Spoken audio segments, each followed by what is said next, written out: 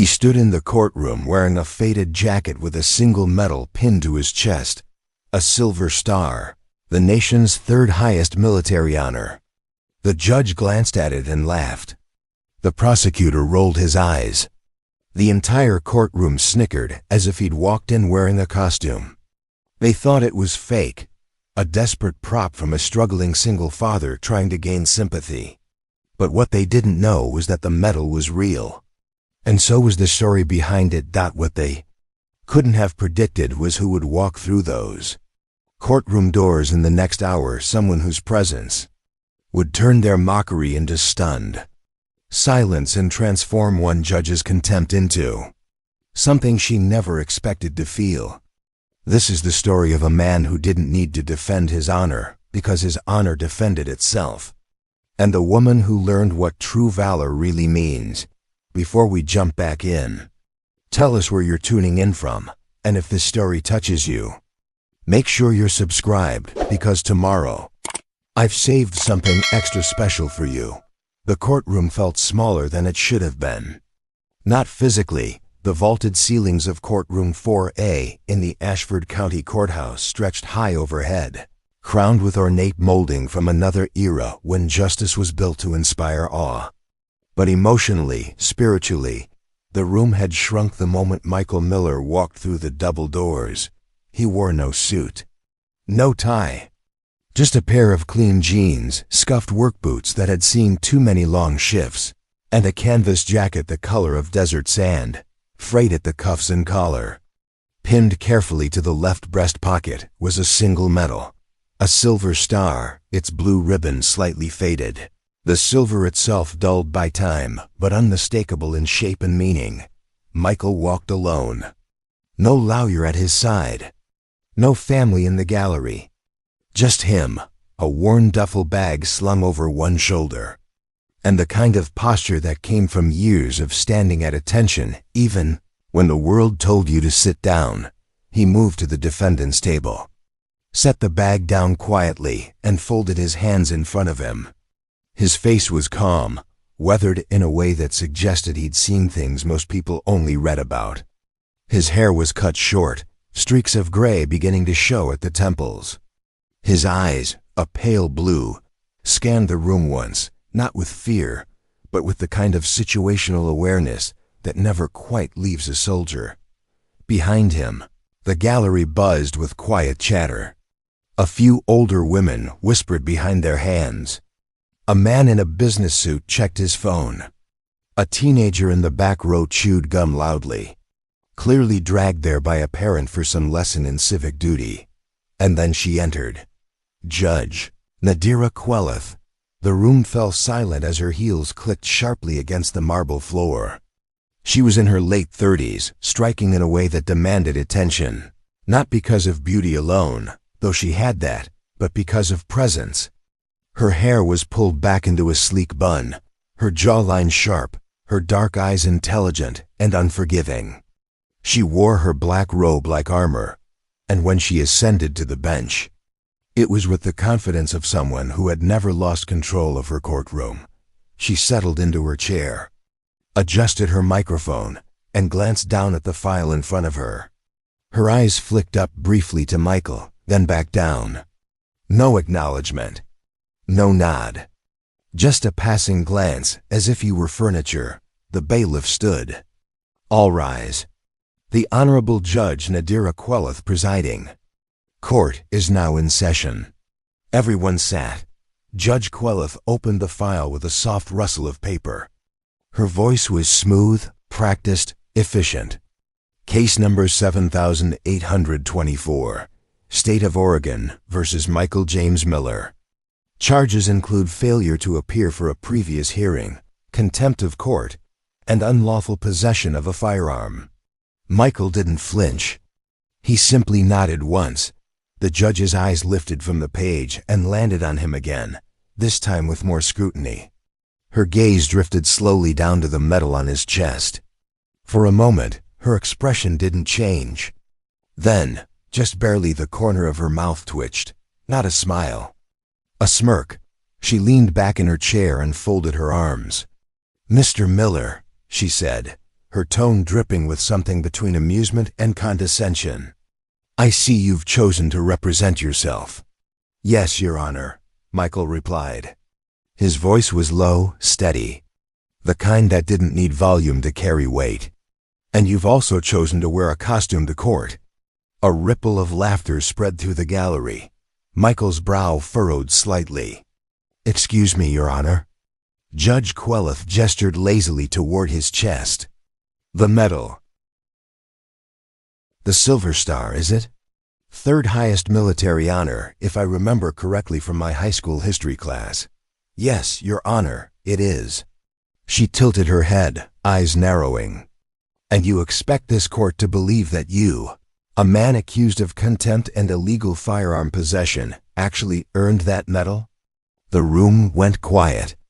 Even the gum-chewing teenagers stopped mid-chew. Michael's jaw tightened, but his voice remained calm. "I don't expect anything, Your Honor. It's a fact." Judge Queleth let out a short, sharp laugh. "A fact, right. And I suppose you just happened to pin it on today for good luck?" "I wear it," Michael said slowly, "because it reminds me of what I'm supposed to stand for." "Uh-huh." She leaned forward now, elbows on the bench, fingers steepled. "Let me tell you what I see, Mr. Miller. I see a man who missed a court date. A man who was found with an unregistered firearm in his vehicle. A man who thinks that showing up here with a piece of costume jewelry is going to win him sympathy points." "It's not jewelry," Michael said, his voice still even. "It's a commendation for valor." "Valor," she repeated, as if tasting the word and finding it bitter. "You know what I think, Mr. Miller? I think you bought that at a surplus store for $20. I think you're trying to manipulate this court by playing dress-up as a hero." The prosecutor, a wiry man in his 40s named Gerald Hicks, barely suppressed a grin. He shuffled his papers loudly, clearly enjoying the show. Michael's hands, which had been resting calmly on the table, curled slightly into fists. Not from anger, but from restraint. He took a slow breath, then spoke. "Your Honor, with respect, I earned this medal in Helmand Province, Afghanistan. In 2011, I can provide documentation if necessary." Judge Queleth waved a dismissive hand. "Oh, I'm sure you can find something online. People forge documents all the time. It's called the Internet, Mr. Miller. Welcome to the 21st century." More laughter from the gallery. Louder this time, Michael's eyes closed for just a second. When they opened again, they were still calm, but there was something else there now. Something quiet and unshakable. "I understand you don't believe me," he said softly. "But that doesn't change what happened." Judge Queleth leaned back again, clearly satisfied with herself. "What I believe, Mr. Miller, is that you're wasting this court's time. Now let's move on to the actual charges, shall we?" She turned to the prosecutor. "Mr. Hicks, you may proceed." Gerald Hicks stood, buttoning his blazer with theatrical precision. "Thank you, Your Honor. The state will show that on the evening of April 14th, the defendant failed to appear for a mandatory hearing related to a prior traffic violation. Additionally, during a routine stop 2 weeks later, officers discovered an unregistered firearm in his vehicle. Mr. Miller has no permit, no explanation, and no respect for the law." He glanced at Michael with thinly veiled disdain. "And now he shows up here wearing what appears to be a prop, hoping to distract from the facts." Judge Queleth nodded. "Noted, Mr. Miller. How do you plead?" Michael stood slowly. "Not guilty, Your Honor." "Of course you do," she muttered, scribbling something on her notepad. "Bail is set at $5,000. We'll reconvene in 2 weeks for the courtroom doors opened, not a quiet creak. A full, deliberate push. The kind that made everyone turn their heads, and in walked someone no one expected. The man who entered wasn't tall, but he moved like someone used to being followed. His suit was dark gray, perfectly tailored, and his shoes gleamed even under the dull fluorescent courtroom lights. His hair was silver, combed back neatly, and his face carried the kind of lines that came from decades of high-stakes decisions. He wore no insignia, no name tag, but the two uniformed officers flanking him on either side made it clear. This was not an ordinary visitor. Behind him, a woman in a crisp Navy service uniform stepped through, holding a leather briefcase. Her expression was neutral, professional, but her eyes scanned the room with the precision of someone trained to assess threats in seconds. The room fell into stunned silence. Judge Queleth looked up from her notes, irritation flashing across her face. "Excuse me," she said sharply. "This is a closed proceeding. You can't just—" The man raised a hand, calm but commanding. "Your Honor, I apologize for the interruption. My name is William Traverse. I'm here on official business." Gerald Hicks stood abruptly. "Your Honor, I object to this disruption." "We're in the middle of—" "I'm aware," Traverse said, his voice even but carrying a weight that silenced the prosecutor mid-sentence. He reached into his jacket and pulled out a slim black wallet. He opened it and held it up toward the bench. Judge Queleth squinted, leaned forward. And then her face went pale. The credentials read, "William Traverse, Deputy Undersecretary, Department of Defense." Her mouth opened slightly, then closed. She glanced at the bailiff, then back at Traverse. "I don't understand. What does the Department of Defense have to do with a local court proceeding?" "Court proceeding."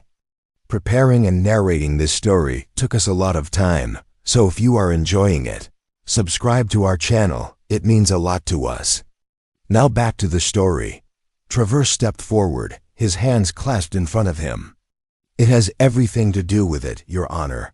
When the man standing at that table is being publicly humiliated for wearing a medal he earned with blood." The room erupted in whispers.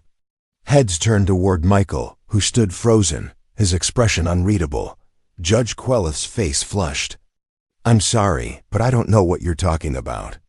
This man has provided no verification." "No. That's because you didn't ask." Traverse interrupted, his tone still polite but edged with steel. "You assumed. You mocked. And now, with your permission, I'd like to correct the record." Judge Queleth opened her mouth, then hesitated.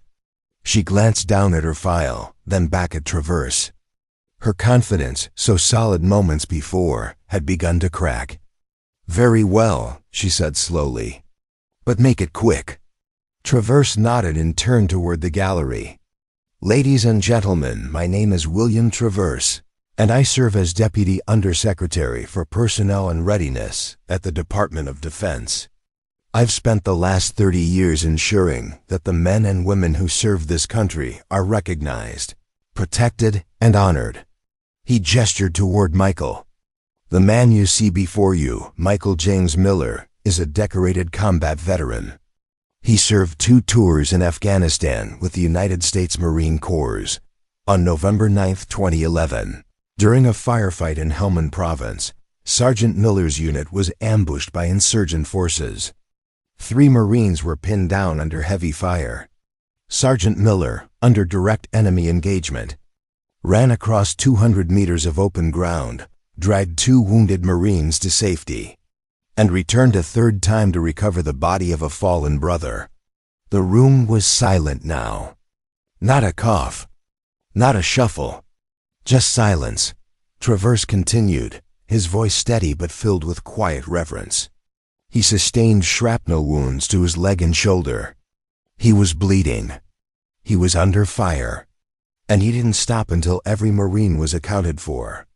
For that action, he was awarded the Silver Star for valor in combat. He turned to Judge Queleth. "The medal he wears is not a prop, Your Honor. It is a testament to sacrifice. And the fact that he was mocked for it in this courtroom is frankly a disgrace." Judge Queleth's face had gone from pale to crimson. She gripped the edge of the bench, her knuckles white. "I didn't know," she said quietly. "You didn't ask," Traverse replied, his tone softening just slightly. "And that, Your Honor, is the problem." He turned back to the gallery. "Sergeant Miller didn't come here today seeking sympathy. He didn't come here to make excuses. He came here because he was summoned by law, and he honored that summons, just as he's honored every commitment he's ever made. The woman in the Navy uniform stepped forward and handed Traverse a folder. He opened it and walked toward the bench, placing it in front of Judge Queleth. Inside, you'll find Sergeant Miller's DD 214, his service record, and the official citation for his Silver Star, all verified, all authenticated. Judge Queleth stared down at the folder but didn't open it. Her hands trembled slightly. Traverse stepped back. Now, as for the charges against him. Gerald Hicks stood quickly. Your Honor, this is highly irregular. The Department of Defense has no jurisdiction over. I'm not here to interfere with your jurisdiction. Mr. Hicks, Traverse said calmly. I'm here to provide context. Sergeant Miller missed his court date because he was attending a mandatory veterans counseling session at the VA hospital in Portland. That session was scheduled months in advance, and he notified this court via email 2 weeks prior. Hicks blinked. I never received. Your office did, Traverse interrupted. He nodded to the woman in uniform, who stepped forward and handed Hicks a printed email. Confirmation of receipt is included. Hicks scanned the document, his face going slack. Traverse turned back to the bench. As for the firearm, Sergeant Miller does, in fact, have a permit. It was issued by the state of Oregon and is valid through 2026. The officer who stopped him failed to run the updated database, which had recently been transferred to a new system. The firearm was legally registered. Judge Queleth looked like she'd been struck by lightning. She stared at Michael, then at Traverse, then back at the folder in front of her. I need a moment, she said quietly. Take all the time you need, Traverse replied. He walked over to Michael and extended his hand. Michael, still standing stiffly, hesitated for just a moment before shaking it. Proud to know you, Sergeant, Traverse said quietly. Michael nodded, his throat tight. Thank you, sir. Traverse turned back to the bench. Your Honor, I trust you'll review the materials provided and adjust the record accordingly. If you need anything further, my contact information is in that folder. He gave a small nod, then turned and walked toward the exit, the 2 officers and the Navy officer following behind him. The doors closed softly behind them, and the room remained frozen in stunned silence. Judge Queleth sat motionless, staring down at the folder.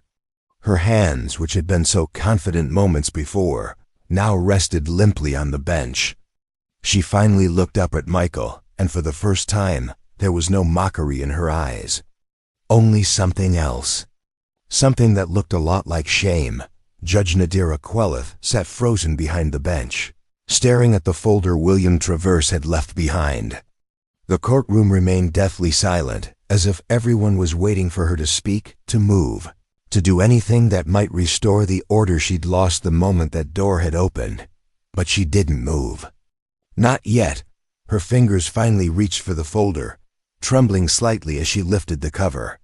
Inside was a neatly organized stack of documents, a DD 214 discharge form, a service record, a photograph of Michael Miller in full dress uniform, and at the very top, a single page with an official Department of Defense seal.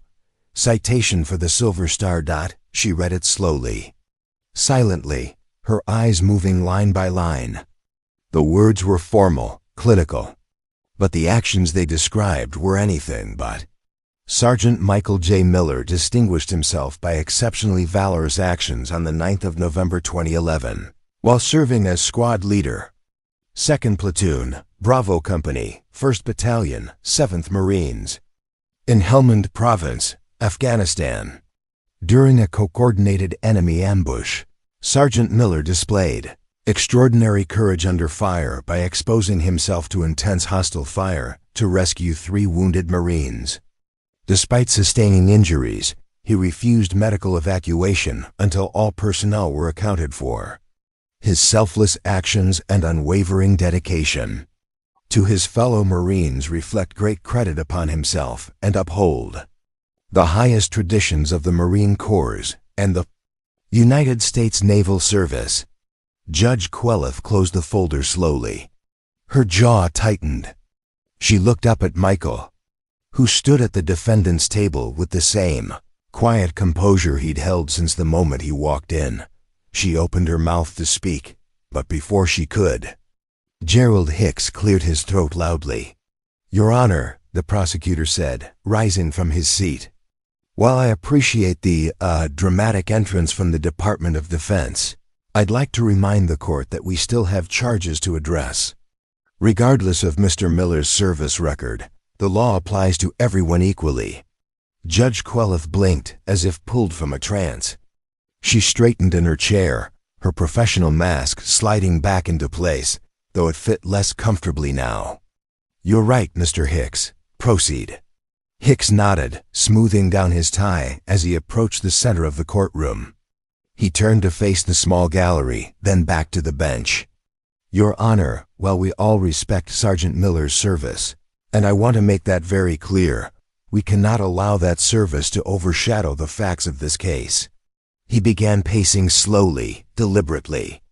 On April 14th, Michael Miller failed to appear in court as required by law. On April 28th, he was found in possession of a firearm during a routine traffic stop. Those are the facts. Those are the charges. He stopped and turned toward Michael.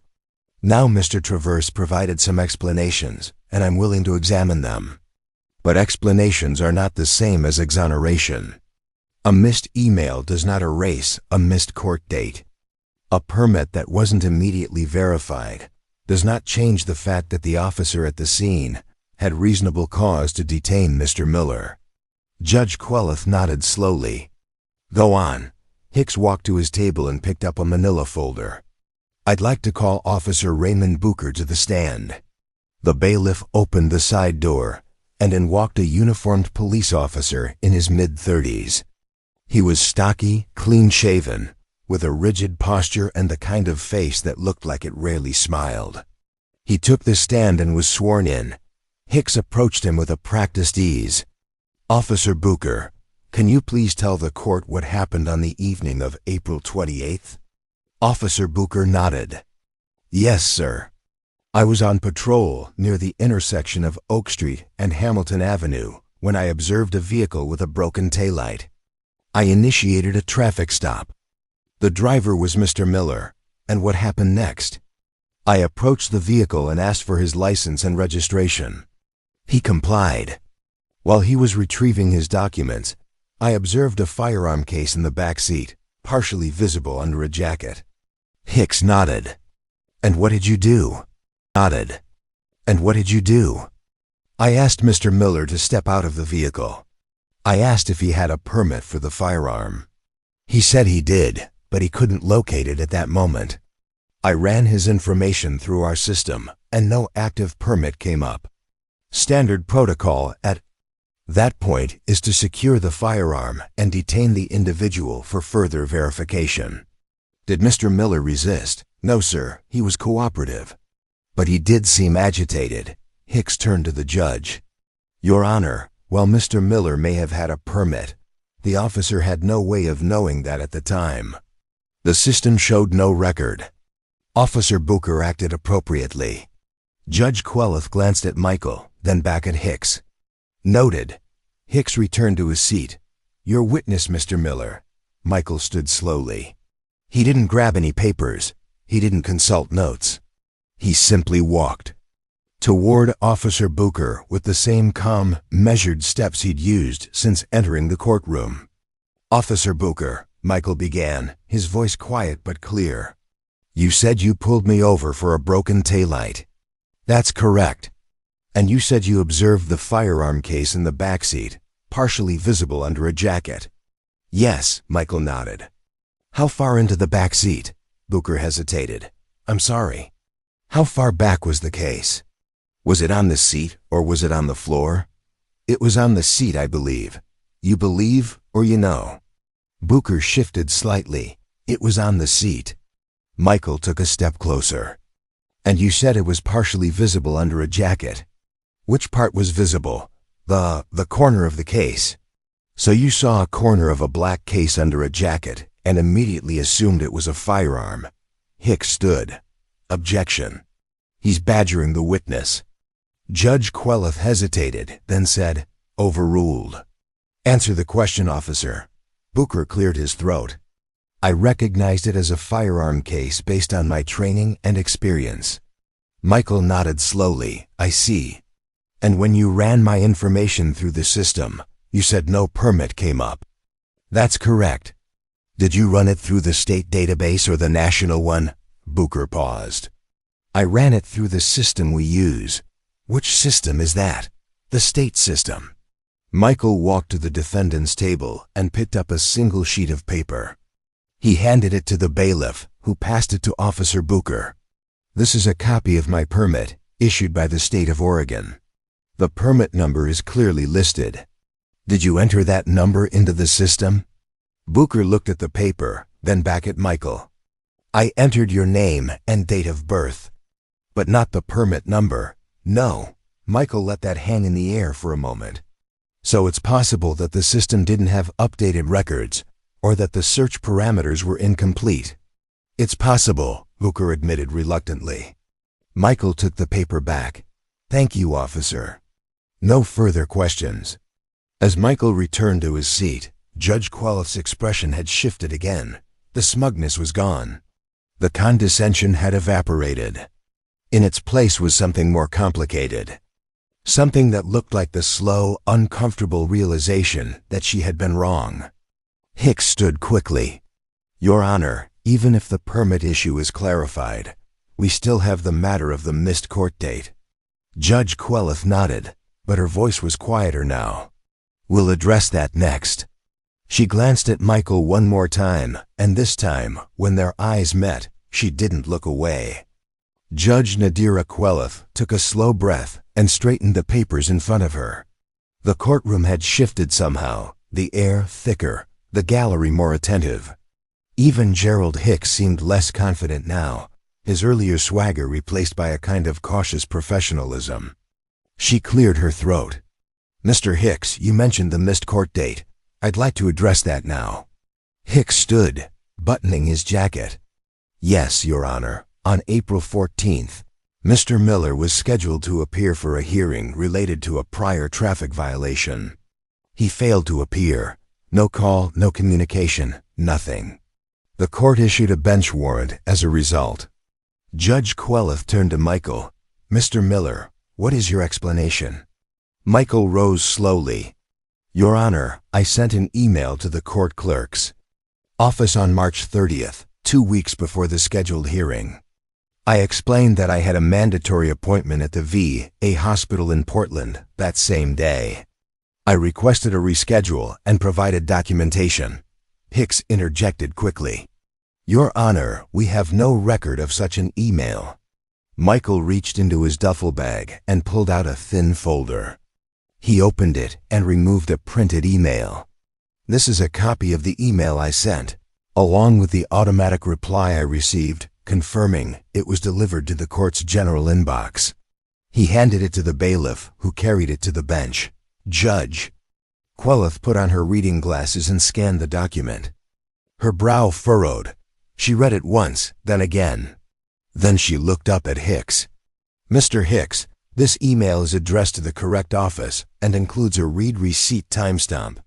Hicks stepped forward, clearly uncomfortable. Your Honor, if I may. OUR office transitioned to a new email system in late March. It's possible that some messages were lost in the migration. Possible, Judge Queleth repeated, her tone flat. So you're telling me that the court's technical failure resulted in a bench warrant being issued against a veteran who followed proper procedure? Hicks opened his mouth, but no words came out. Judge Queleth turned back to Michael. Mr. Miller, you said you had a mandatory VA appointment. Can you provide documentation of that as well? Michael nodded and pulled another sheet from his folder. Yes, Your Honor. This is the appointment confirmation from the Portland VA Medical Center. It was scheduled for April 14th at 10 a.m. The hearing was set for 9 a.m. in Ashford, which is a 2-hour drive. I couldn't make both. He handed the document over. Judge Queleth examined it closely, then set it down beside the email. She looked at Hicks. Mr. Hicks, do you have any evidence that contradicts what Mr. Miller has presented? Hicks shifted his weight. No, Your Honor, but the fact remains that he didn't appear. Because he notified the court in advance, Judge Queleth said, her voice sharper now. And the court failed to process that notification. Hicks said nothing. Judge Queleth leaned back in her chair, her fingers drumming lightly on the armrest. She glanced at Michael, then at the medal still pinned to his chest. Her expression softened, just slightly. Mr. Miller, what was the nature of your VA appointment, if you don't mind my asking? Michael hesitated. His jaw tightened, and for the first time, a flicker of something, pain, maybe, or reluctance, passed across his face. It was a counseling session, Your Honor. For PTSD. The room went silent. Judge Queleth's drumming fingers stopped. She stared at him for a long moment, and something in her eyes changed. Not pity, but recognition, understanding.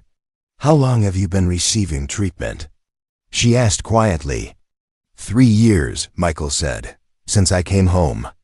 She nodded slowly, then turned to Hicks. Mr. Hicks, given the documentation provided and the circumstances involved, does the state wish to continue pursuing the charge of failure to appear? Hicks looked down at his notes, then back up. He exhaled. No, Your Honor. In light of the evidence, the state is willing to drop that charge. A quiet murmur spread through the gallery. Judge Queleth made a note on her pad. Motion granted. The charge of failure to appear is dismissed.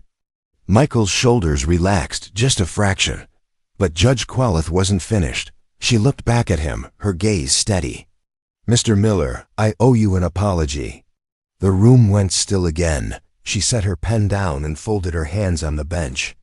When you walked into this courtroom, I made assumptions. I saw a man in casual clothes with a medal on his chest, and I didn't take the time to ask questions. I didn't give you the respect you deserved, and for that, I am truly sorry. Michael stood silent for a moment, then nodded once. Thank you, Your Honor. Judge Queleth's throat tightened. She had presided over hundreds of cases, handed down countless rulings, and prided herself on being fair, impartial, tough but just. But in this moment, she realized she had failed. Not because of the law, but because of her own prejudice. She cleared her throat.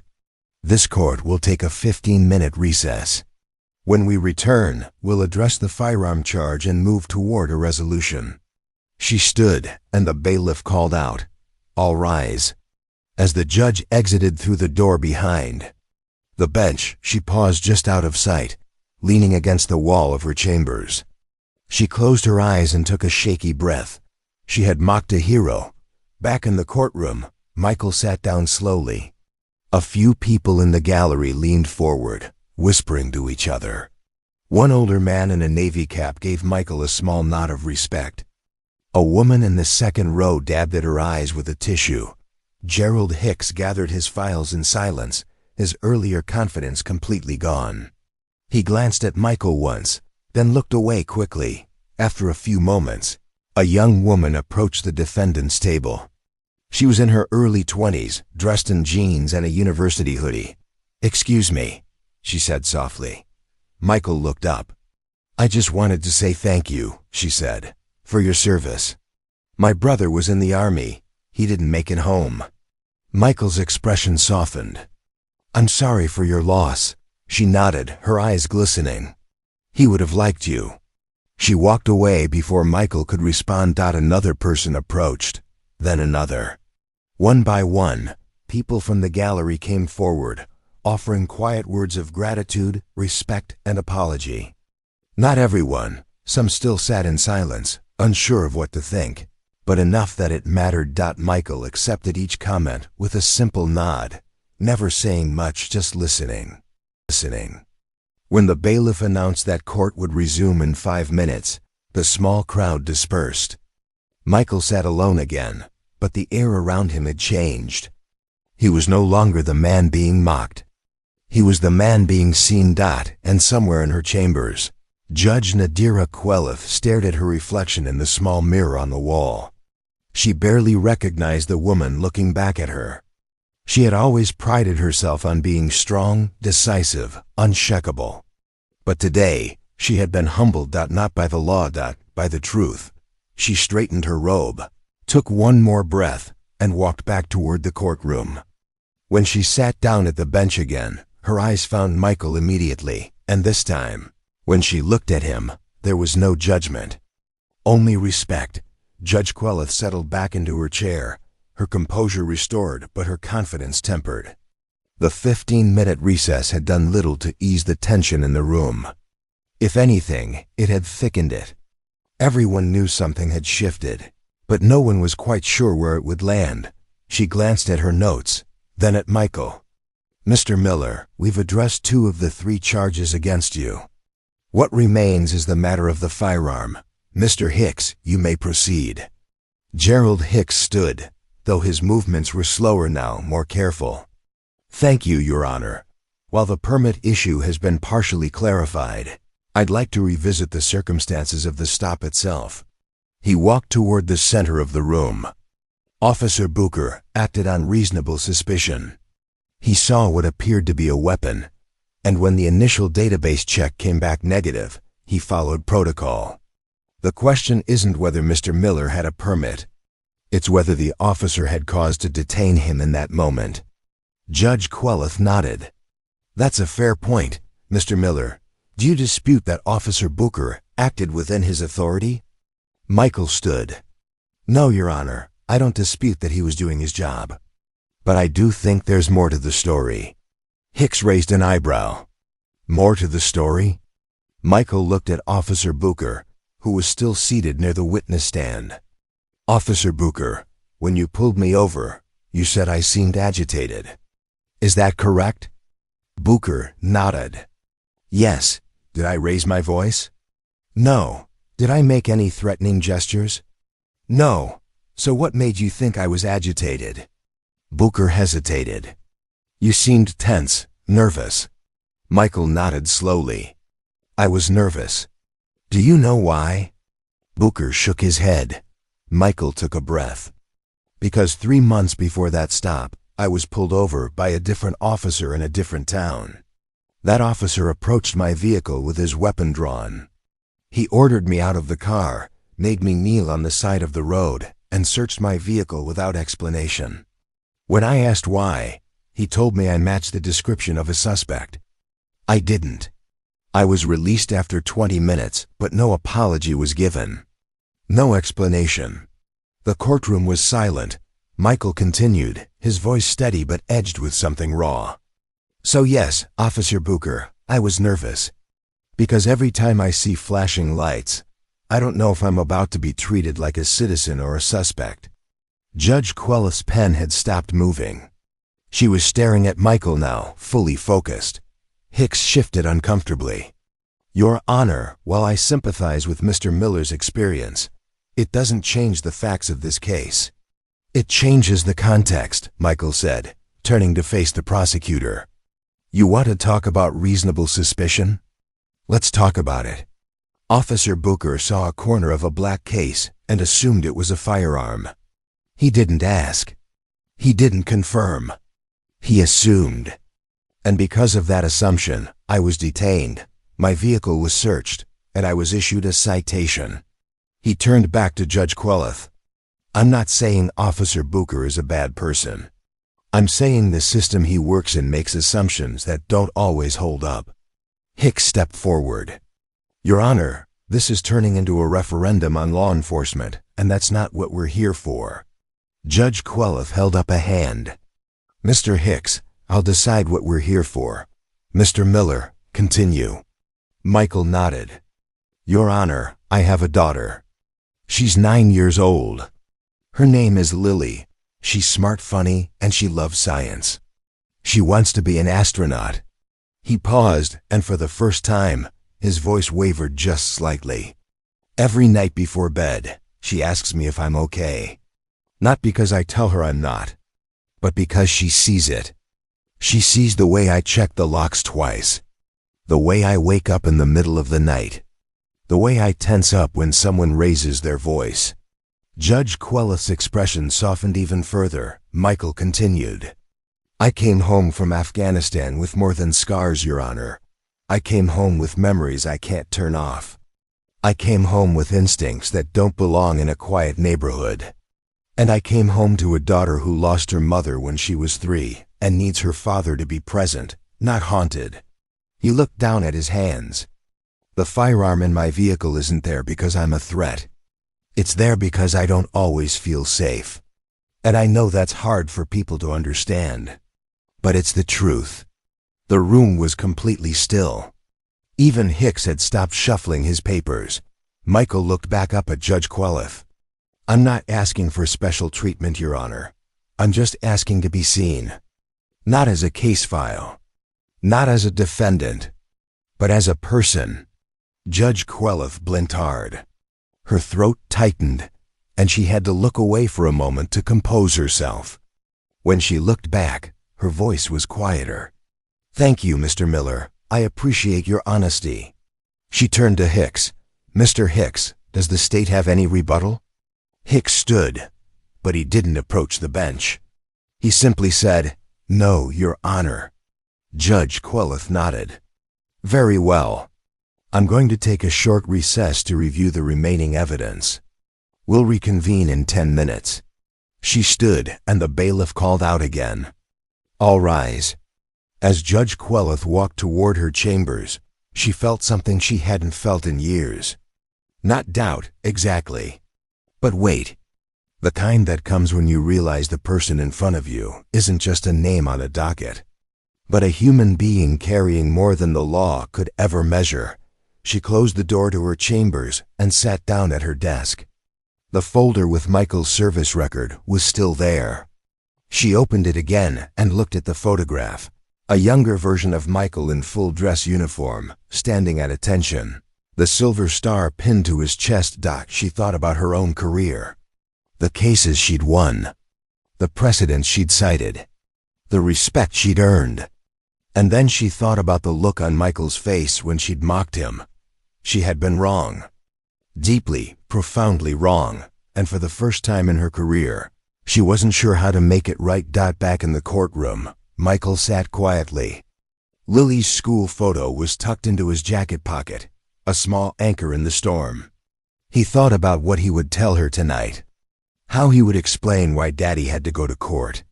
How he would make her understand that sometimes the world was unfair, but you still had to stand up and tell the truth. A few rows back, the young woman who had thanked him earlier whispered to her friend, He's not just fighting for himself. He's fighting for all of them. Her friend nodded. I know. And in that moment, the courtroom wasn't just a place of judgment anymore. It was a place of reckoning. When Judge Queleth returned to the bench, the courtroom felt different. The earlier mockery had been replaced by a quiet attentiveness, the kind that comes when people realize they're witnessing something more than just a legal proceeding. They were watching a man reclaim his dignity, one careful word at a time. Judge Queleth sat down, adjusted her microphone, and looked directly at Michael. Her expression was composed, but there was something softer in her eyes now. Something almost vulnerable. Mr. Miller, she began, I've reviewed the documentation regarding your firearm permit. The state of Oregon shows that your permit was issued on February 12, 2023, and remains valid through February 2026.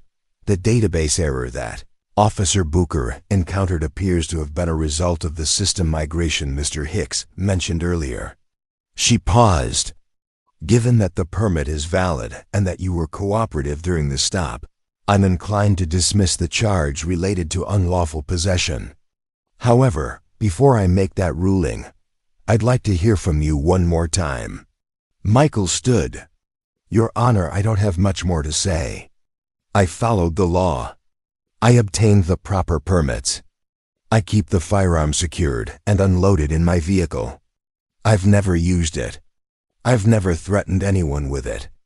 It's simply there because I feel safer knowing it's there. Judge Queleth nodded. And your daughter, Lily, does she know you carry a firearm? Michael shook his head. No, Your Honor. I keep it locked in a case, and I never bring it into the house. She doesn't need to know about it. Not yet. Why not? Michael's jaw tightened. Because I don't want her growing up afraid. I don't want her to see the world the way I sometimes have to. She deserves to feel safe without needing a reason. Judge Queleth looked down at her notes, then back up. Mr. Miller, I'm going to ask you something, and I want you to answer honestly. Do you think the system failed you today? Michael considered the question carefully. I think the system is made up of people, Your Honor, and people make mistakes. Some of those mistakes come from ignorance. Some come from bias. And some come from just not taking the time to listen. He glanced at Gerald Hicks, then back at the judge. But I also think the system can correct itself. That's why I'm here. Not to fight. Not to prove anyone wrong. Just to make sure the truth gets heard. Just to make sure the truth gets heard. Judge Queleth's chest tightened. She had spent years believing that justice was about applying the law correctly, following precedent, maintaining order. But Michael had just reminded her of something she'd forgotten. Justice was also about listening. She turned to Hicks. Mr. Hicks, does the state have any objection to dismissing the firearm charge? Hicks stood slowly. He looked at his notes, then at Michael, then back at the judge. No, Your Honor. Given the evidence, the state has no objection. Judge Queleth nodded. Then the charge of unlawful possession of a firearm is hereby dismissed. A quiet wave of relief passed through the gallery. Someone in the back whispered, "Finally." But Judge Queleth wasn't finished. She leaned forward, her voice clear and deliberate. Mr. Miller, I want to say something, and I want everyone in this courtroom to hear it. The room fell silent. When you walked in here today, I judged you. I saw a man without a lawyer, wearing a medal I didn't believe was real, and I made assumptions. I thought you were trying to manipulate this court. I thought you were using your service as a shield. Her voice wavered slightly, but she pushed through. I was wrong. And not just wrong in my assumptions, but wrong in my approach. I failed to give you the presumption of dignity that every person deserves when they stand before this bench. She looked directly at him. You served this country with honor. You sacrificed more than most of us can imagine. And instead of being met with respect, you were met with skepticism and condescension. That is unacceptable. And I take full responsibility for it. Michael stood still, his expression unreadable. Judge Queleth continued. This court exists to serve justice. But justice without compassion is just procedure. And today, I was reminded that the people who come before me aren't just case files. They're human beings with stories, with struggles, with sacrifices. She glanced down at the silver star still pinned to Michael's chest. That medal you wear represents valor. It represents courage under fire. And today, you showed that same courage, not on a battlefield, but in this courtroom. You stood your ground. You told your truth. And you did it with grace. Her voice softened. Thank you for that. And thank you for your service. Michael's throat tightened. He nodded once, unable to speak. Judge Queleth straightened. All charges against Michael James Miller are hereby dismissed. You are free to go. The gavel fell, but instead of the usual sharp crack, it sounded almost gentle. The courtroom erupted in quiet applause. Not loud or chaotic, just a steady, respectful acknowledgement. People stood. Some clapped. Others simply nodded. The older man in the navy cap saluted. Michael stood there for a moment, letting it all wash over him. Then he picked up his duffel bag, slung it over his shoulder, and turned toward the exit. But before he reached the door, Judge Queleth's voice stopped him. Mr. Miller. He turned back. She had stepped down from the bench and was walking toward him. No robe now, just a woman in a simple blouse and slacks. She stopped a few feet away. I meant what I said, she told him quietly. I was wrong. And I'm sorry. Michael looked at her for a long moment.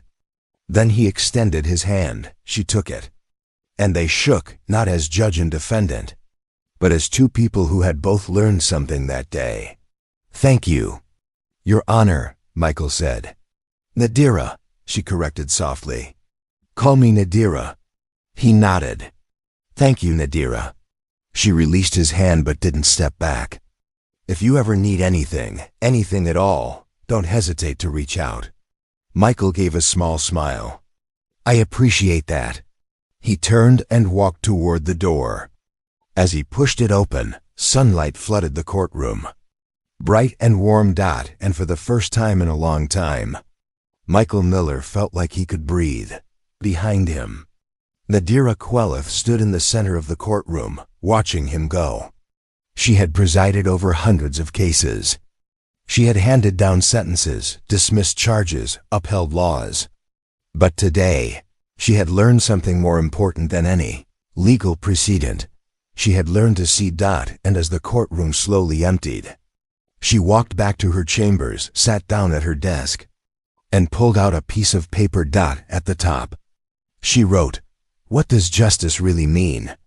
And then, for the first time in years, she didn't have an answer, but she was ready to find one.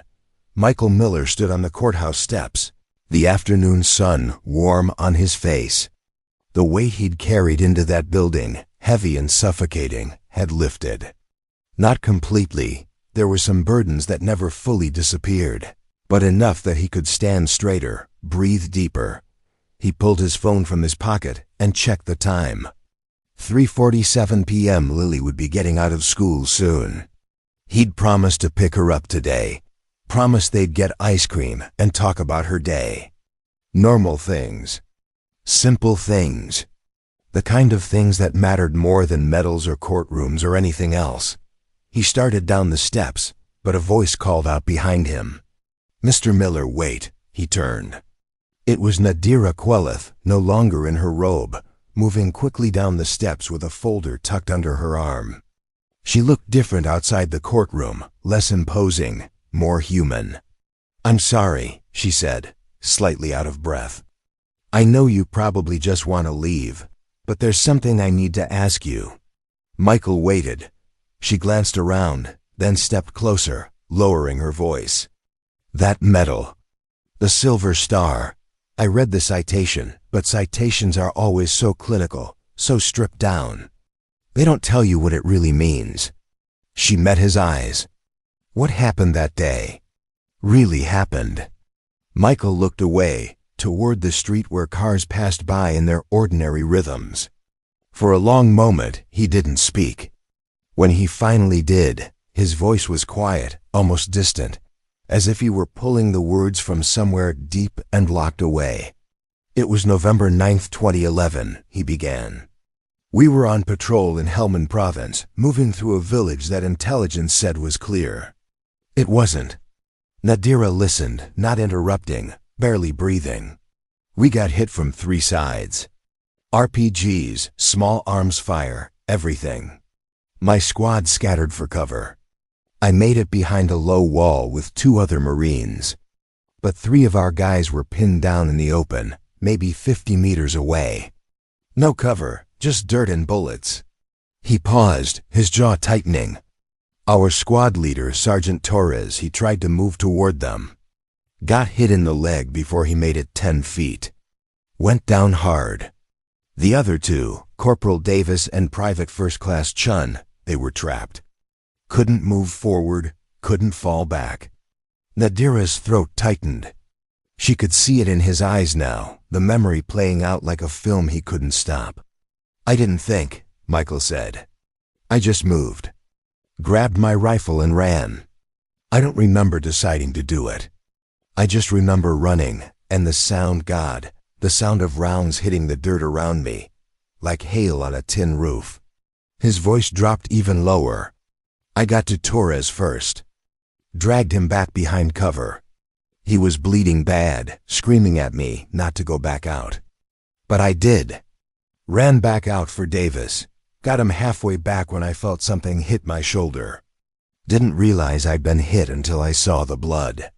Nadira's hand went to her mouth. Got Davis back. Then I went for Chun. Michael's voice broke slightly. But Chun was already gone. I knew it the second I reached him. But I couldn't leave him there. I couldn't. He closed his eyes. I carried him back. Took 2 more hits, one in the leg, one that grazed my ribs. Made it behind the wall just as air support came in. Torres and Davis both survived. Chun didn't, but at least his family got to bury him. When he opened his eyes again, they were wet. That's what the medal is for. Not for being a hero. For doing what anyone would have done. For not leaving your brothers behind. Nadira felt tears streaming down her own face. She didn't try to hide them. Michael, I'm so sorry. I had no idea. No one does, he said softly. That's the thing about valor, Nadira. It's not something you talk about. It's something you carry. She wiped her eyes, struggling to compose herself. And you've been carrying it all this time, alone. Not alone, he said. I have Lily. She's the reason I'm still here. Nadira nodded slowly, then looked down at the folder in her hands. I need to tell you something too. Something I haven't told anyone in this courthouse. Michael waited. She took a breath. My brother was in the army, Captain James Queleth. He served in Iraq during the surge in 2007. Michael's expression shifted. Was? Nadira's voice trembled. He was killed by an IED outside Ramadi. He was 28 years old. Michael's face softened with immediate understanding. I'm sorry. I was in law school when it happened, she continued. I thought about dropping out, thought about enlisting myself, but my parents begged me not to. They'd already lost 1 child to the war. They couldn't lose another. She looked up at him. So I stayed. I finished school. I became a prosecutor, then a judge. And I told myself I was serving justice, honoring James by upholding the law. Her voice cracked. But somewhere along the way, I forgot what justice really means. I forgot that the law is supposed to serve people, not the other way around. I became so focused on procedure, on precedent, on maintaining order, that I stopped seeing the people in front of me. She shook her head. And today, when you walked into my courtroom wearing that medal, I didn't see a hero. I didn't see someone who'd sacrificed everything. I saw a problem, a disruption, someone who didn't fit into my neat, orderly system. Tears streamed down her face again. And I'm ashamed of that. Because James would have been ashamed of me. Because James would have been ashamed of me. Michael reached out and gently placed a hand on her shoulder. Your brother would have been proud of you, Nadira. You did the right thing today. You listened. You learned. That takes courage, too. She looked up at him, her eyes red but searching. How do you do it? How do you carry all that pain and still show up every day for your daughter with a smile? Michael was quiet for a moment. Because she's my mission now. Torres and Davis, they made it home because I didn't give up. And Lily, she's going to make it through this life because I won't give up on her either. That's what keeps me going. Nadira nodded slowly, understanding settling over her like a weight and a relief all at once. You're not just a veteran, Michael. You're still serving. We all are, he said. Just in different ways. They stood there on the courthouse steps, 2 people who had started the day as adversaries and ended it as something else. Not quite friends, not yet, but something deeper. 2 souls who understood loss, sacrifice, and the quiet courage it took to keep moving forward. Nadira wiped her eyes one more time and straightened her posture. I meant what I said in there. If you ever need anything, please reach out. Michael nodded. I will. And Nadira? Yes, thank you. For listening. For changing your mind. That's rarer than you think. She smiled, a real smile this time, not the practiced courtroom version. Maybe we both learned something today. Maybe we did. As Michael turned to leave, Nadira called out one more time. Michael? He looked back. Your daughter, Lily. She's lucky to have you. Michael's expression softened. I'm the lucky one. He walked down the remaining steps and onto the sidewalk, heading toward his truck parked 2 blocks away. Behind him, Nadira stood watching until he disappeared around the corner. Then she looked down at the folder in her hands. Inside was a photograph she'd brought from home that morning, one she kept in her desk drawer but rarely looked at. It was a picture of her brother James in his army uniform, standing tall and proud, his smile bright and full of life. She traced her finger along the edge of the photo. I see them now, James, she whispered. I promise I see them. A breeze moved through the trees lining the courthouse steps, rustling the leaves with a sound like distant applause. Nadira took a deep breath, tucked the folder back under her arm, and walked back inside. She had cases to review, rulings to reconsider, and a whole new perspective on what it meant to serve justice. And for the first time in years, she felt like she was finally doing it right. Michael pulled into the parking lot of Brookside Elementary School at exactly 3:58 p.m. The bell hadn't rung yet, but parents were already lining up in their cars, engines idling, eyes on the front doors. He parked toward the back, away from the rush, and waited. His shoulder ached where the old shrapnel wound sometimes flared up, especially after stress. He rolled it slowly, wincing slightly, then reached into the glove compartment and pulled out a small bottle of ibuprofen. He dry swallowed 2 pills and leaned back against the headrest. The metal was still pinned to his jacket. He looked down at it, running his thumb over the raised silver star. He thought about taking it off, putting it away, tucking it back into the box where it usually lived. But something made him leave it there. Not pride, not defiance, just acceptance. The bell rang. Within seconds, the front doors burst open and a flood of youngsters poured out, backpacks bouncing, voices chattering, a chaotic wave of energy and youth. Michael scanned the crowd, and then he saw her. Lily. She was near the middle of the pack.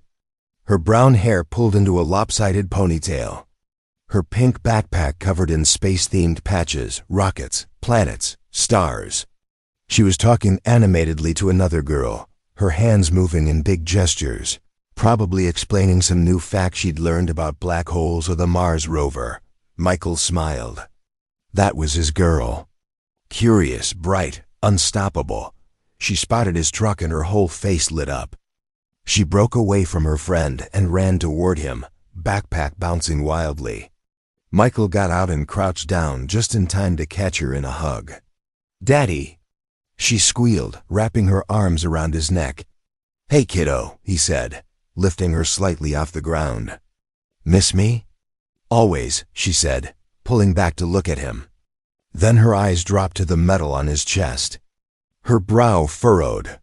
What's that? Michael set her down gently. It's something I got a long time ago. Before you were born. Is it like a trophy? Sort of. It's for something I did in the Marines. Lily tilted her head, studying it closely. Did you save someone? Michael hesitated. He'd never told her the full story. He'd never wanted to burden her with the weight of war, the reality of what he'd seen and done. But as he looked into her wide, trusting eyes, he realized she deserved to know. Not all of it, not yet, but enough. Yeah, he said softly. I helped some friends when they were in trouble. Were you scared? He nodded, terrified. But you did it anyway? I did. Lily looked up at him with an expression far too wise for a 9-year-old. That's what makes you brave, Daddy. Being scared and doing it anyway. Michael's throat tightened. He pulled her into another hug, holding her close. When did you get so smart? I've always been smart, she said matter-of-factly. You just didn't notice. He laughed, a real, full laugh that felt like sunlight breaking through clouds. Fair enough. Come on, let's get that ice cream I promised you. They climbed into the truck and Michael started the engine. As they pulled out of the parking lot, Lily chattered about her day. About the science experiment they'd done with vinegar and baking soda. About how her friend Emma had accidentally launched her volcano across the classroom. About how the teacher had laughed instead of getting mad. Michael listened. Really listened, letting her voice wash over him like a balm. This was what mattered. Not courtrooms or medals or proving himself to strangers. This, her, the sound of her laughter. The way she said "daddy" like it was the safest word in the world. They stopped at a small ice cream shop called Scoop Dreams, a local place with hand-painted murals of waffle cones and smiling suns. Lily ordered her usual mint chocolate chip with gummy bears on top, a combination that made Michael's stomach turn but made her eyes light up. He got plain vanilla. They sat outside at a small metal table, the late afternoon sun casting long shadows across the sidewalk. Lily swung her legs under the table, attacking her ice cream with the focus of a surgeon. "Daddy?" she said between bites. "Yeah? Why did you have to go to court today?" Michael paused, his spoon halfway to his mouth. He'd hoped she wouldn't ask, but of course she would. Lily asked about everything. "Someone thought I did something wrong," he said carefully. "But I didn't, so I had to explain that to a judge." "Did she believe you?" "Eventually." Lily nodded thoughtfully. "Good, because you don't lie." "No, I don't." "And you're a good person." Michael's chest ached. "I try to be, kiddo." Lily looked at him seriously, ice cream forgotten for a moment. "Mommy would be proud of you." The words hit him like a punch. He set his spoon down and looked away, blinking hard. He hadn't expected that. He never expected it when Lily brought up her mother, but she did sometimes, in these quiet, piercing moments that left him breathless. "You think so?" He managed. "I know so," Lily said confidently. "She told me." Michael's head snapped back toward her. "What?" Lily shrugged, returning to her ice cream. "I talk to her sometimes. At night, before I go to sleep. I tell her about school and stuff. And sometimes I feel like she answers. Not with words, but like, I just know what she'd say." Michael stared at his daughter, this small, impossibly wise person who had lost her mother before she could even remember her, and yet somehow still carried her presence like a light. "What does she say?" he asked quietly. Lily tilted her head, thinking. "She says you're doing a good job. That I'm lucky to have you. And that she's not really gone. She's just in a different place, watching us." Tears spilled down Michael's cheeks before he could stop them. He didn't wipe them away. He just let them fall. Lily reached across the table and took his hand. "It's okay to cry, Daddy. Mrs. Parker says crying means you have feelings, and feelings are good." Michael laughed through his tears. "Mrs. Parker sounds pretty smart." "She is. She's my teacher." He squeezed her hand gently. "I love you, Lily, more than anything in the world." "I love you too, Daddy." They sat there for a while longer, finishing their ice cream in comfortable silence. Around them, the world moved on, people walking by, cars passing, the sun inching lower in the sky. But in that moment, at that small metal table outside Scoop Dreams, Michael Miller felt something he hadn't felt in a long time. Peace. When they finally got back in the truck, Lily asked if they could listen to her favorite song. Some pop tune about stars and dreams that she'd been obsessed with for weeks. Michael turned it on, and she sang along loudly and off-key. Her joy so pure and unfiltered, it made his heart ache in the best way. As he drove them home. Past familiar streets and neighborhoods, past the courthouse where he'd stood that morning feeling small and judged. He realized something. He hadn't needed the courtroom to validate him. He hadn't needed the judge's apology or the prosecutor's dismissal, or even William Traverse walking through those doors. What he'd needed was already sitting beside him, singing at the top of her lungs, covered in ice cream stains. Completely and utterly his. That was his mission now. That was his purpose. Not the battlefield. Not the medal. Not the past, her. The medal. Not the past, her.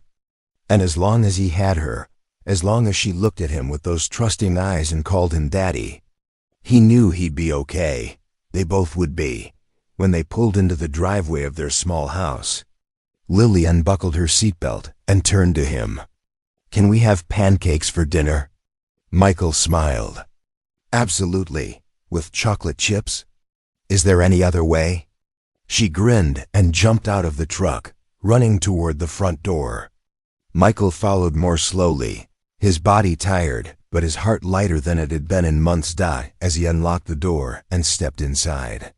He looked back once more at the medal still pinned to his jacket. Then he carefully unpinned it, walked to the small shelf in the hallway where a framed photo of his late wife sat, and placed the medal beside it. "We're okay," he whispered. "We're going to be okay." And for the first time in a long time, he believed it. 3 days had passed since the courtroom. 3 quiet, ordinary days filled with pancakes and homework, bedtime stories and morning cartoons. Michael had gone back to his job at Henderson's Auto Repair, turning wrenches and changing oil, letting the rhythm of simple work settle his mind. Lily had gone back to school, come home with stories about fractions and recess, and fallen asleep each night clutching her stuffed astronaut bear. Life had returned to normal. Or so Michael thought. It was Friday afternoon when his phone rang. He was under a Toyota Camry, replacing a worn serpentine belt, his hands covered in grease. He almost didn't answer, but something made him slide out from under the car and wipe his hands on a rag. The number was unfamiliar. He hesitated, then answered. "Hello? Mr. Miller? This is Nadira Queleth." He straightened. "Judge Queleth. I mean Nadira, hi." There was a pause, then her voice came through, warmer than he remembered. "I hope I'm not interrupting your day." "Not at all. I'm just at work." "Is everything okay?"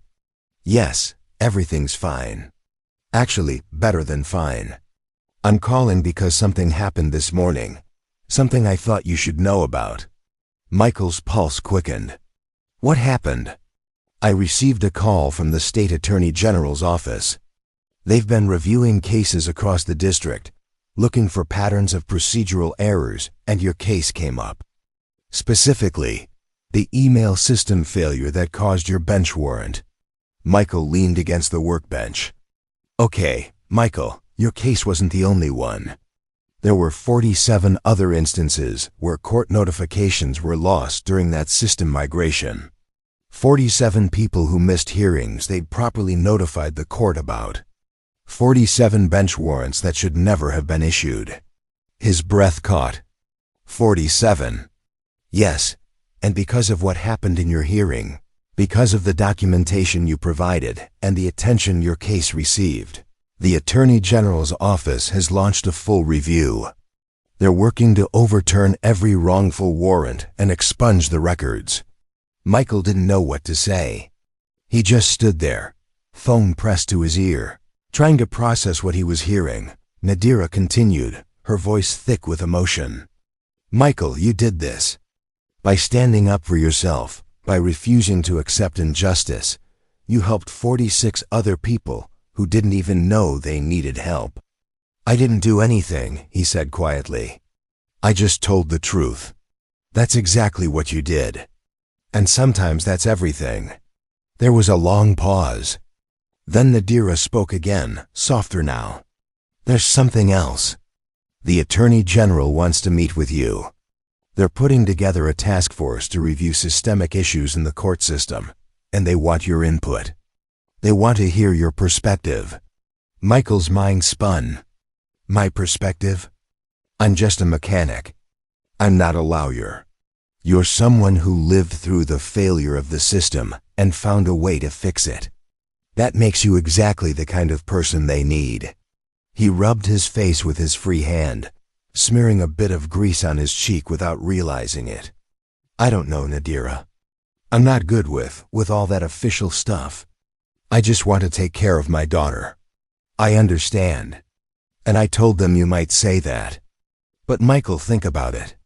How many other veterans are out there right now, struggling with PTSD, dealing with the VA, trying to navigate systems that weren't built with them in mind?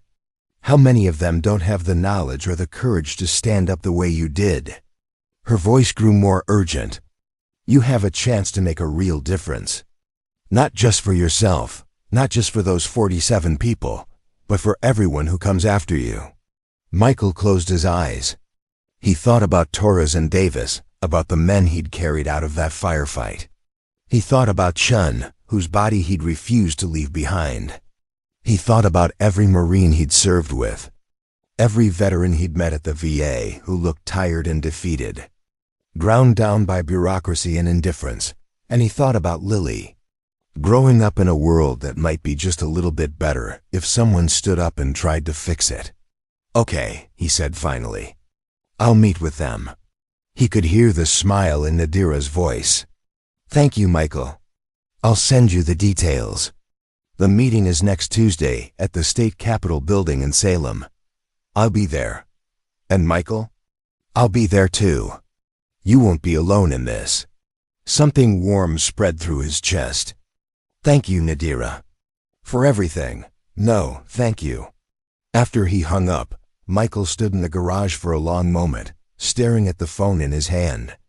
Around him, the familiar sounds of the shop continued. The hiss of air compressors, the clang of tools, the low murmur of a radio playing classic rock. His coworker, Danny, a stocky man in his 50s with permanent oil stains on his coveralls, walked over. "Everything okay, Miller?" Michael looked up. "Yeah, actually, I think it might be." Danny raised an eyebrow. "You look like you just saw a ghost." "Not a ghost," Michael said slowly. "More like a door I didn't know was there." Danny clapped him on the shoulder. "Well, whatever it is, good for you, man. You deserve some good news." Michael nodded and returned to the Camry, sliding back under the chassis. But as he worked, his mind was elsewhere. Already thinking about what he would say at that meeting, about how he could help, about what doors might open if he just kept walking through them. That night, after Lily had gone to bed, Michael sat at the kitchen table with a cup of coffee and his laptop. He Googled the state attorney general's office, read about the task force Nadira had mentioned, and felt a flutter of something he hadn't felt in years. Hope, not the desperate, clinging kind, but the quiet, steady kind that came from knowing you could make a difference, even a small one. He opened a new document and started writing. Not a speech, not a formal statement, just his thoughts. About what it felt like to navigate the VA system. About the challenges veterans faced when transitioning back to civilian life. About the gaps in the system that left good people falling through the cracks. He wrote for 2 hours, the words pouring out faster than he could type. When he finally stopped, he had 5 pages of raw, honest testimony about what it meant to come home from war and try to build a normal life. He saved the document, closed the laptop, and sat back in his chair. His coffee had gone cold, but he didn't care. For the first time since hanging up his uniform, he felt like he had a mission again. Not a military mission. Something different. Something that mattered just as much. The weekend passed in a blur. Michael told Lily about the meeting, and her eyes had gone wide with excitement. "You're going to help people, Daddy. Like a superhero?" He'd laughed. "Not exactly like a superhero." "Close enough," she declared, and that was that. On Monday night, he laid out his clothes for the next day. Not his work coveralls, but a pair of clean slacks and a button-down shirt. He considered wearing the Silver Star again, then decided against it. This wasn't about proving who he was. This was about helping others. He slept better that night than he had in months. Tuesday morning arrived clear and bright. Michael dropped Lily at school, promising he'd be home in time for dinner. Then drove the 2 hours to Salem. The state capitol building was impressive. All marble columns and tall windows. The kind of place that made you feel small and significant at the same time. He found the meeting room on the 3rd floor. Nadira was already there, standing near the window in a sharp gray suit, talking quietly with a man in his 60s with silver hair and kind eyes. When she saw Michael, her face broke into a genuine smile. "Michael, I'm so glad you came." She introduced him to the man, Howard Preston, the state attorney general, who shook his hand firmly. "Mr. Miller, it's an honor. Judge Queleth has told me about your case, and I have to say, what you did took real courage." Michael shook his head. "I just did what needed to be done." "Exactly," Preston said. "And that's why we need you here." Over the next 3 hours, Michael sat at a table with a dozen other people, lawyers, judges, veterans advocates, policy experts, and told his story. He talked about the courtroom, about the email that got lost, about the firearm stop that should never have happened. He talked about the VA, about PTSD, about the invisible barriers that made it hard for veterans to ask for help. And people listened. Really listened. They took notes. They asked questions. They thanked him for his honesty. When the meeting finally ended, Preston shook his hand again.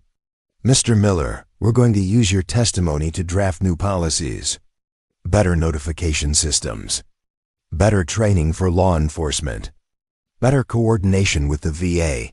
This is just the beginning, but it's an important beginning. And it wouldn't be happening without you. And it wouldn't be happening without you." Michael felt a lump in his throat. "I hope it helps." "It will," Preston said firmly. "I promise you, it will." As Michael walked out of the building with Nadira beside him, the afternoon sun warm on his face, he felt something shift inside him. The weight he'd been carrying, the burden of the past, it was still there. It always would be. But it felt lighter now, shared. "Thank you for believing in me," he said to Nadira. She stopped and turned to face him. "Michael, I didn't believe in you at first. But you made me believe. You showed me what real courage looks like. And I'll never forget that." They stood there for a moment, two people who had started as adversaries and become something more. Allies, friends. "What will you do now?" she asked. Michael smiled. "I'm going to go home. Make dinner for my daughter. Help her with her homework. Live my life. That sounds perfect." He nodded. "It is." As he drove home, the highway stretching out before him, Michael thought about everything that had happened. The courtroom, the dismissal, the meeting, the change, and he realized something. He'd won. Not just the case, not just his freedom. He'd won his life back, and that was worth more than any medal.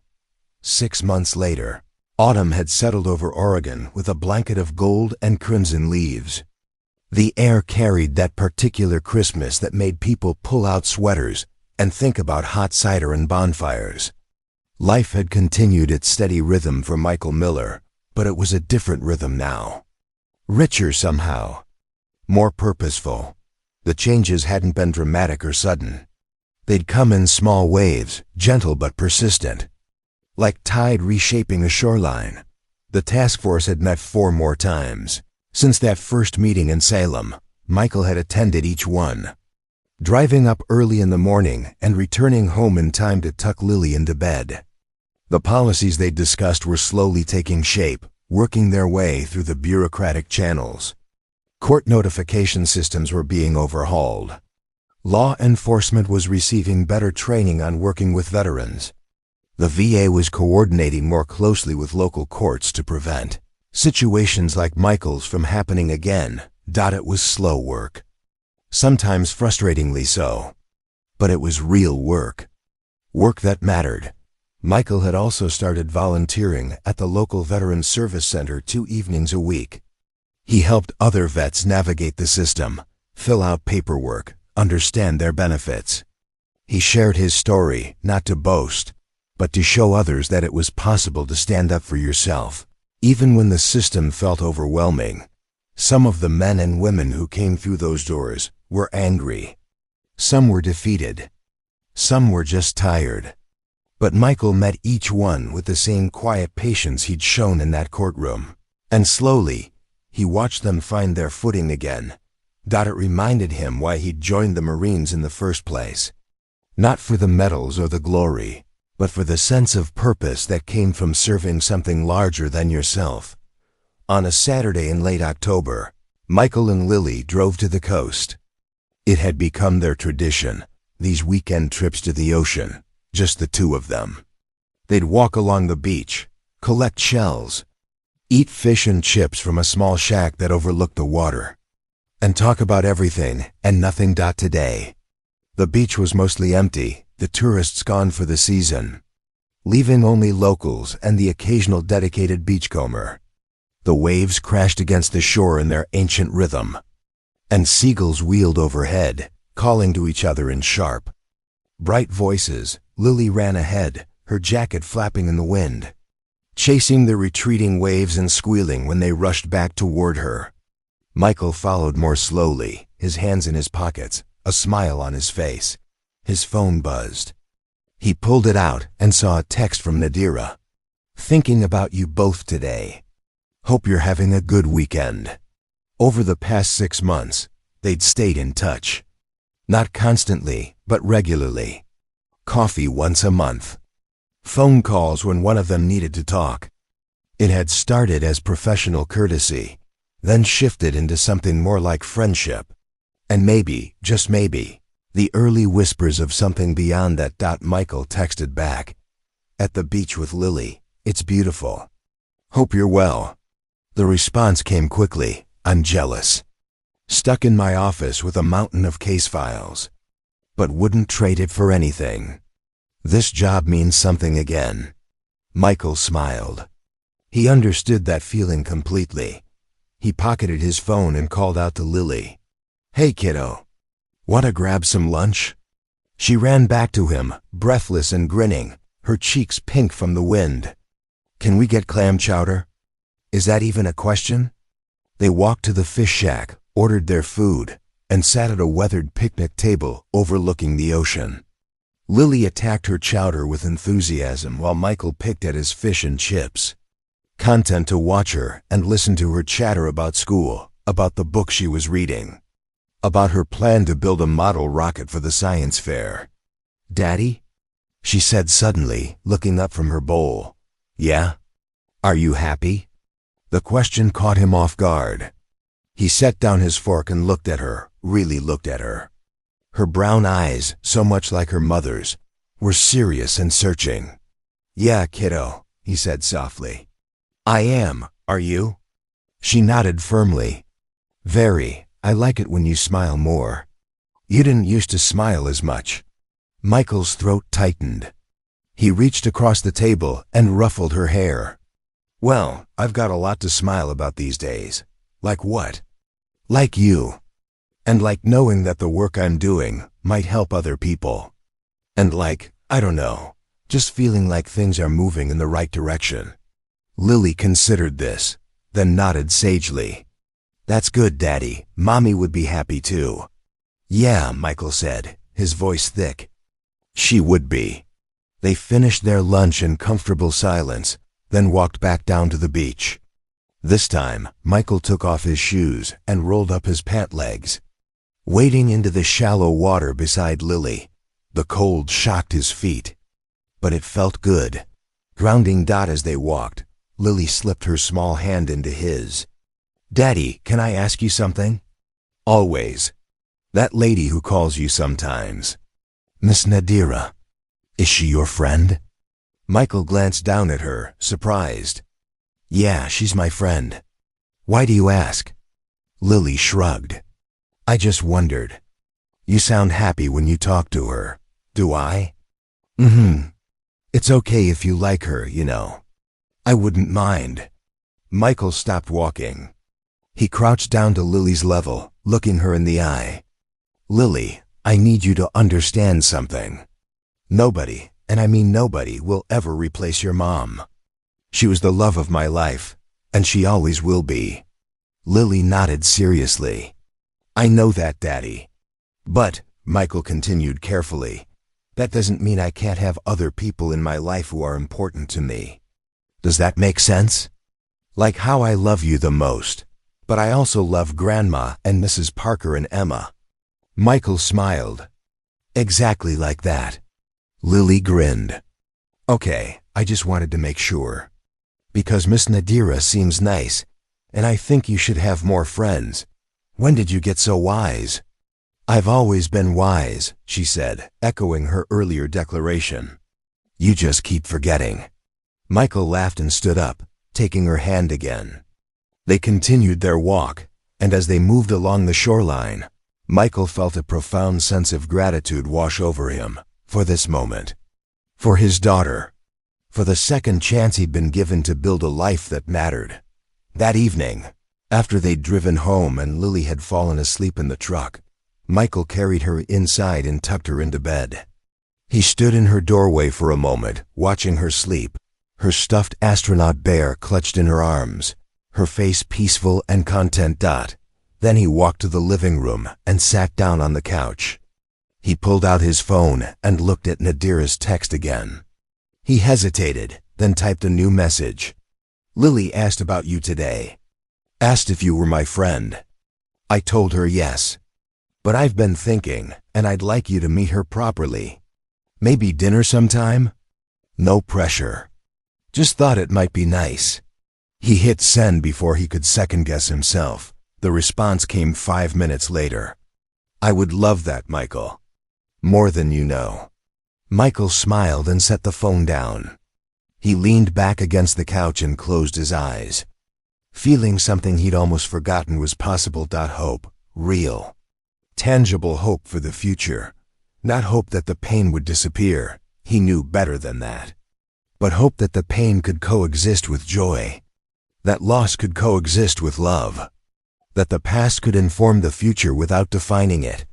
He thought about the courtroom 6 months ago, about standing alone at that defendant's table, mocked and dismissed. He thought about William Traverse walking through those doors, about Nadira's apology, about the medal pinned to his chest, but mostly he thought about what came after. The real work. The slow, unglamorous work of showing up, telling the truth, and helping others do the same. Asterisk, that was the real victory. Not the dismissal of charges, not the vindication, but the choice to keep moving forward, to keep serving, to keep believing that one person could make a difference. He opened his eyes and looked around. The small living room of his modest house. The framed photo of his wife on the shelf. The drawings Lily had taped to the wall. The silver star resting beside a participation trophy from her soccer league. This was his life. Imperfect, complicated, beautiful.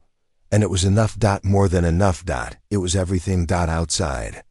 The October wind rustled through the trees, carrying with it the promise of winter and the distant hope of spring. Michael stood, turned off the lights, and walked to his bedroom. Tomorrow would come with its own challenges, its own joys, its own moments of doubt and triumph. But tonight, Michael Miller went to bed with a clear conscience and a grateful heart. And for a man who had once carried wounded brothers across a battlefield, who had stood alone in a courtroom and refused to back down, who had chosen his daughter over his career and never once regretted it. That was the greatest victory of all. The story didn't end with a dramatic courtroom scene or a tearful reunion or a sweeping romantic gesture. It ended the way all good stories should, with a quiet, ordinary evening, a sleeping daughter down the hall, and a man who had finally found his way home, not to a place, but to himself. And that was more than enough. Up next, you've got 2 more standout stories right on your screen. If this one hit the mark, you won't want to pass these up. Just click and check them out. And don't forget to subscribe and turn on the notification bell so you don't miss any upload from us.